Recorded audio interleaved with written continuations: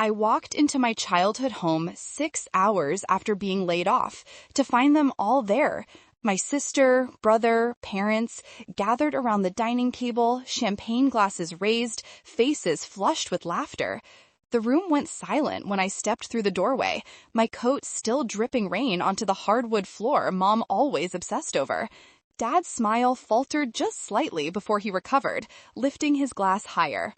"Well, look who finally decided to show up," he said, his voice dripping with that familiar condescension I'd spent 32 years trying to ignore. My sister Emma smirked into her champagne, while my brother Tyler didn't even look up from his phone. Mom stood frozen by the kitchen archway, her hands wringing the dish towel she always carried like a security blanket. I felt my phone buzz in my pocket, probably another rejection email. But I kept my hands at my sides, fingers curling into fists. The envelope in my purse seemed to burn against my hip, its weight impossible despite being just paper. I'd found it yesterday, tucked into a box of Dad's old files in the garage when I'd been helping Mom declutter. She'd insisted I take that particular box to donate. Now I understood why. "What are we celebrating?" I asked, my voice steadier than I felt. The chandelier above the table, the one I'd saved up for 3 years to buy them as an anniversary gift, cast prismatic light across their guilty faces. Tyler finally glanced up, his expression unreadable. "Family success," Dad announced, gesturing broadly. "Something you wouldn't understand, given your recent setbacks." The word hung in the air like poison. Emma laughed. Actually laughed, covering her mouth with manicured fingers. "Oh, Dad, don't be cruel. Jessica's just going through a rough patch. Again." I took 3 steps into the room, my boots squelching. Rain had soaked through to my socks, and I could feel cold water between my toes, grounding me when every instinct screamed to run. "Rough patch," I repeated slowly. "Is that what we're calling it?" Mom finally moved, setting down the dish towel and reaching for another champagne glass. "Honey, sit down. We were just celebrating the sale of Grandma's house," I finished for her. The room temperature seemed to drop 20 degrees. Dad's glass paused halfway to his lips. "How did you know that you sold it 3 weeks ago?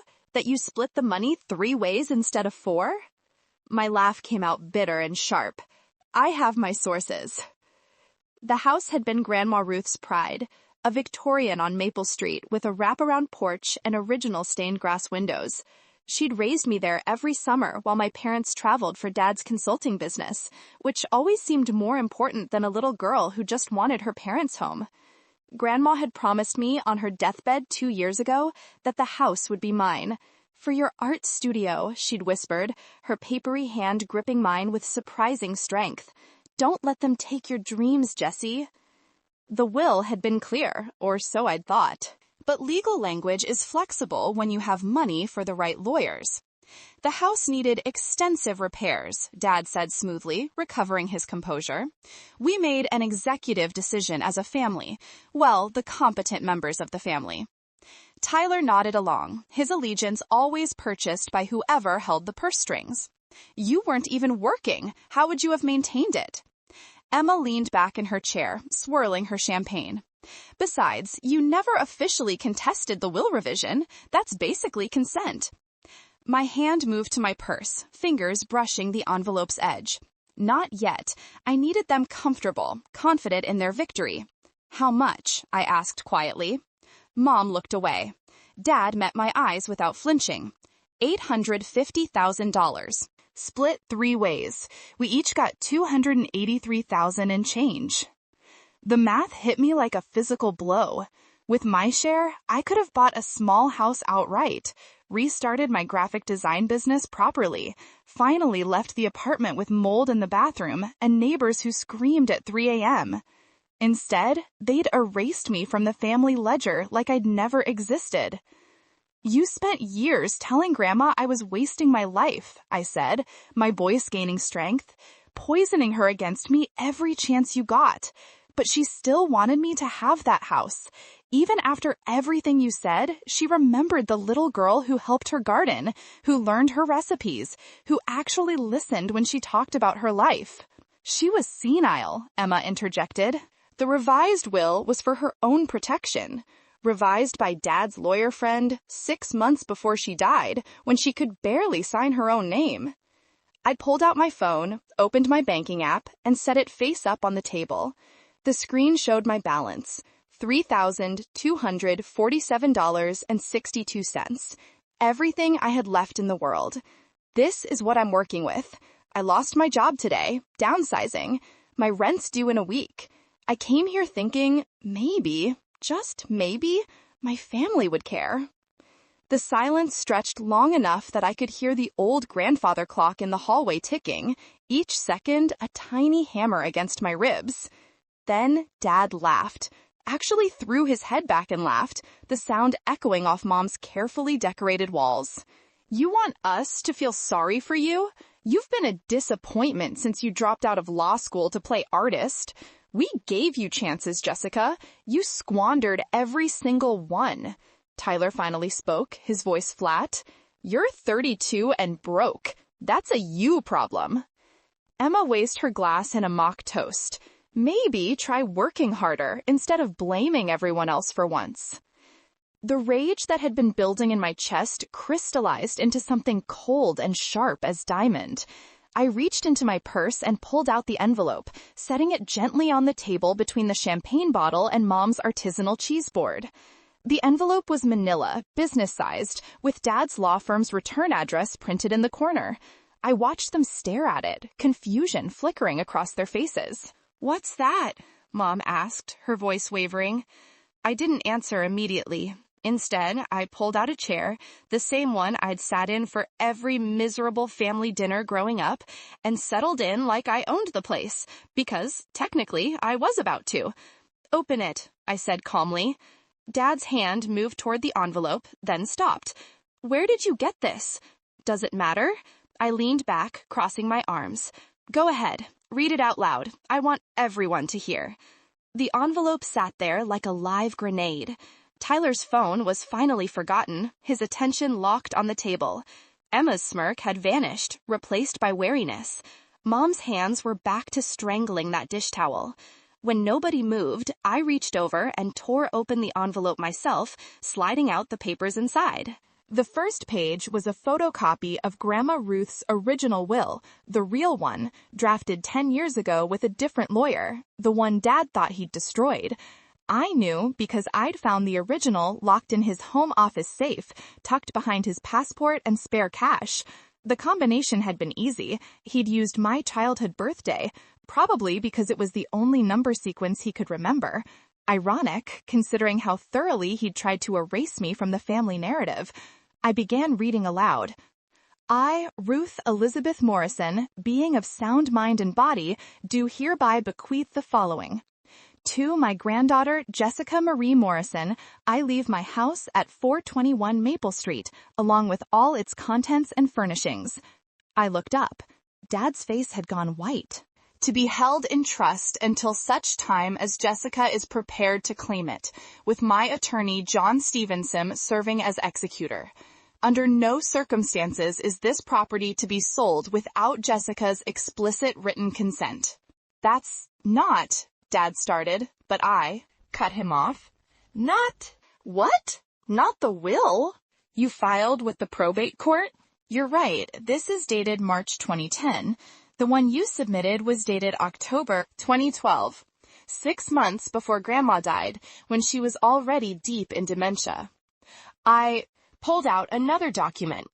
This is a letter from Grandma's primary care physician, documenting her cognitive decline.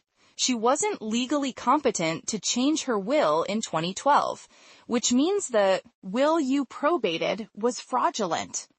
The word hung in the air like an axe. Emma found her voice first. You can't prove any of this. That could be forged. I smiled then, and it felt like breaking glass. I have the original will, with the original signatures, original notarization, everything. It's in a safe deposit box at First National Bank, along with a letter Grandma wrote me explaining everything. How Dad pressured her. How you all convinced her I didn't care about her anymore. How she realized what was happening and tried to protect me, but she waited too long, and the dementia got worse. I laid out another page. This is an affidavit from John Stevenson, the original attorney. He's retired now, has no loyalty to Dad's firm. He's willing to testify that Dad contacted him in 2011, trying to get him to change the will. When Stevenson refused, Dad took Grandma to his buddy Richard Chen instead. Tyler's chair scraped backward. This is insane. Dad wouldn't. Wouldn't what? Commit fraud? Steal from his own daughter? I turned to him. He stole $300,000 from me. That's grand larceny. That's prison time. The word prison made Mom gasp audibly. Dad's composure finally cracked. You ungrateful little. We raised you, fed you, educated you. Everything you have, you owe to us. I owe you nothing, I said, and the words felt like shedding chains. You raised me to be convenient, to not make waves, to shrink myself down so you could feel bigger. Well, I'm done shrinking. I pulled out my phone again and opened my email. I sent copies of all of this to a probate attorney this morning. I'm contesting the will. I'm filing a civil suit for fraud and theft. And depending on what the district attorney says, there might be criminal charges. The champagne celebration had curdled into something toxic. Emma was crying now, mascara running down her cheeks. Tyler looked like he might throw up. Mom stood frozen, her face a mask of shock. But Dad's expression had shifted into something calculating and cold. You're bluffing, he said quietly. If you had any real evidence, you'd have gone to the police already. You're trying to scare us into settling. I met his eyes without flinching. Try me. The doorbell rang. Everyone jumped except me. I'd been expecting it. That would be Detective Martinez, I said conversationally. I filed a police report this afternoon. She wanted to ask you some questions about the will, the sale, and where exactly the money went. I stood up, gathering my papers. You see, selling stolen property doesn't make it less stolen. It just adds more charges. Dad lunged across the table, grabbing for the documents, but I'd already stepped back. Those are copies, I said calmly. Everything's all ready with my attorney and the police. You can't make this go away. The doorbell rang again, more insistent. Mom moved like a sleepwalker toward the door. I could hear voices in the foyer. Mom's high and panicked, a woman's calm and professional. Detective Carmen Martinez walked into the dining room moments later, her badge clipped to her belt, her dark eyes taking in the scene with practiced assessment. Jessica Morrison? She asked, though we'd met 3 hours ago at the station. That's me. And these would be your family members? Her gaze swept over them, lingering on Dad. The ones mentioned in your report? Yes, ma'am. That's my father, Daniel Morrison, my mother, Patricia, my siblings, Emma and Tyler. I gestured to each in turn, feeling strangely detached, like I was narrating someone else's life. Martinez pulled out a small notebook. Mr. Morrison, I need to ask you about the sale of a property at 421 Maple Street, specifically about the will that granted you authority to sell. Dad had recovered some of his composure, sliding into the smooth professional persona he wore like armor. Detective, this is a family matter, a civil dispute at best. I'm happy to have my attorney present for any official questions. That's your right, Martinez agreed, but I should inform you that we've already spoken with Richard Chen, the attorney who drafted the revised will. He's been very cooperative. The color drained from Dad's face again. Martinez continued, her voice pleasant but implacable. We've also subpoenaed the medical records for Ruth Morrison.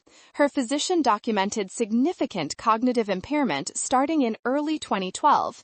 That raises questions about her capacity to execute a legal document in October of that year. Emma made a small sound, halfway between a sob and a gasp.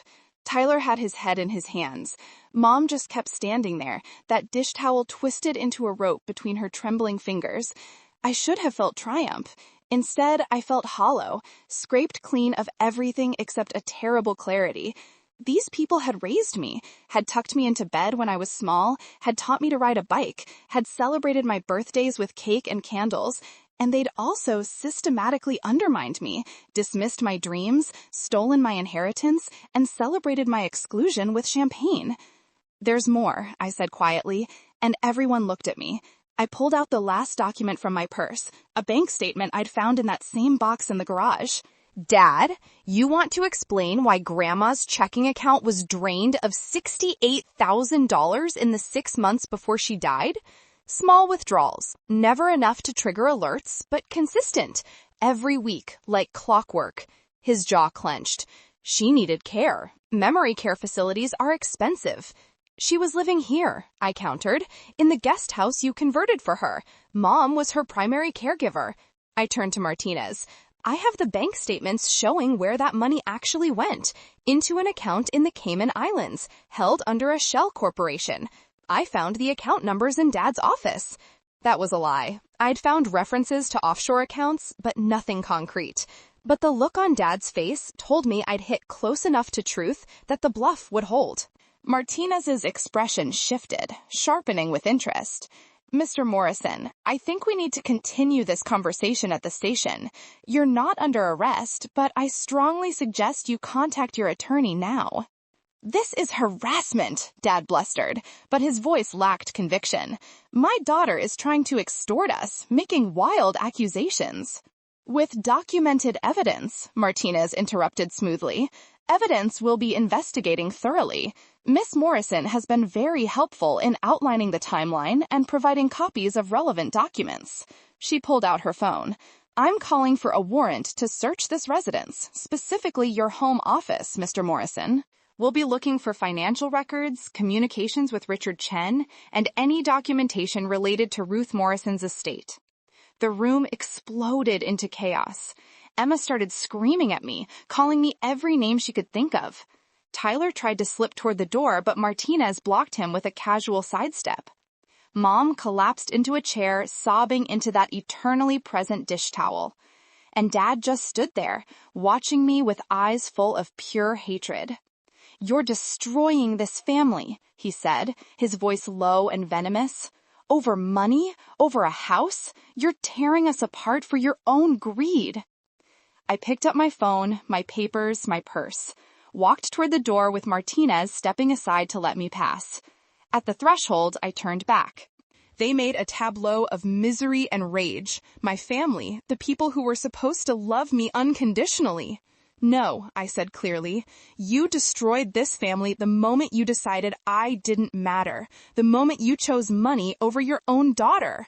I'm just making sure there are consequences." I walked out into the rain, leaving the door open behind me. Police cars were pulling up to the curb, their lights painting the neighborhood in red and blue. Neighbors were peeking through curtains, drawn by the commotion. Tomorrow, everyone would be talking about the Morrison family scandal. I stood on the porch, not my porch, never my porch, despite all those summers spent here, and breathed in the cold, wet air. My phone buzzed. A text from Sarah, my best friend. "You okay? Need me to come get you?" I typed back. "I'm okay. It's done." 3 months later, I stood on the wraparound porch of 421 Maple Street, coffee in hand, watching the sunrise paint the sky in shades of gold and pink. The legal battles were still ongoing. These things moved slowly, but the preliminary injunction had frozen the house sale. The family who'd bought it had been understandably upset, but they'd gotten their money back plus damages. Dad's legal troubles were mounting. The district attorney had found enough evidence of financial elder abuse to press charges. Richard Chen had lost his law license. The offshore accounts had been real, and they'd contained more than just Grandma's money. Dad had been skimming from his clients for years, hiding it in complex shell games that were now being untangled by forensic accountants. Emma wasn't speaking to me. Tyler had sent one text, "I hope you're happy." I deleted it without responding. Mom had filed for divorce, claiming she'd known nothing about the financial crimes. I wasn't sure I believed her, but I'd stopped caring what she did. The house needed work. Grandma's garden had gone wild, and there was a leak in the sunroom roof. But it was mine. Really, legally mine, confirmed by 3 separate judges. I'd moved in 2 weeks ago with everything I owned, which fit into my car with room to spare. The studio space I dreamed about was taking shape in the converted attic. north-facing windows letting in perfect light. I wasn't rich. The legal fees had consumed most of the emergency fund I'd scraped together, and I was living on freelance work and the small settlement the court had awarded me for immediate expenses. But I had a home. I had space to work, to create, to breathe without wondering when the next blow would fall. My phone rang. Sarah. "Hey," I answered. "How's the new place?" "Perfect," I said, and meant it. "You still coming over for dinner tonight?" "Wouldn't miss it. I'm bringing wine and paint samples. We're making that spare bedroom yellow whether you like it or not." I laughed, the sound feeling strange and light in my chest. When had I last laughed like that? "Deal. See you at 7. After we hung up, I sat down on the porch steps, feeling the wood warm under me despite the morning chill. A car drove past, the driver waving. Mrs. Chen from 3 houses down, who'd remembered me from childhood summers and had brought over a casserole when I moved in. "Welcome home," she'd said, and I'd nearly cried. I thought about Grandma Ruth, about the last conversation we'd had when she was still lucid. "You're stronger than you know," she'd told me, her hand cupping my cheek. "Don't let them convince you otherwise. Promise me, Jessie." "I promise," I'd said, not understanding what I was promising. Now I did. The envelope that had started everything was tucked away in my desk drawer, along with all the other documents I'd used to reclaim my life. I didn't need to look at them anymore. They'd served their purpose, not just as evidence, but as proof that I could fight back, that I didn't have to accept the narrative my family had written for me. Somewhere across town, Dad was probably meeting with lawyers, trying to mount a defense that would keep him out of prison. Emma and Tyler were dealing with their own financial mess, having spent their shares of the house sale on down payments and investments they now had to unwind. Mom was living in a condo downtown, playing victim to anyone who would listen. And I was here, in Grandma's house, my house, drinking coffee and watching the day begin. There would be hard times ahead. More legal proceedings, more confrontations, more moments when the weight of what I'd done would press down on me. But there would also be mornings like this, peaceful in mine. There would be art created in the attic studio, friends gathered around the dining table, holidays celebrated on my terms. There would be life, full and complicated and beautiful, built on a foundation I'd fought for instead of one I'd been given. I finished my coffee and stood up, already mentally planning the day. Garden supplies from the hardware store, work on a client project this afternoon, dinner prep before Sarah arrived. Normal things, everyday things, the kind of things that make up a life. My life. Finally, completely, irrevocably mine. Let me know your thoughts in the comments below. Did I go too far in exposing my family? Or was I right to fight for what Grandma intended for me?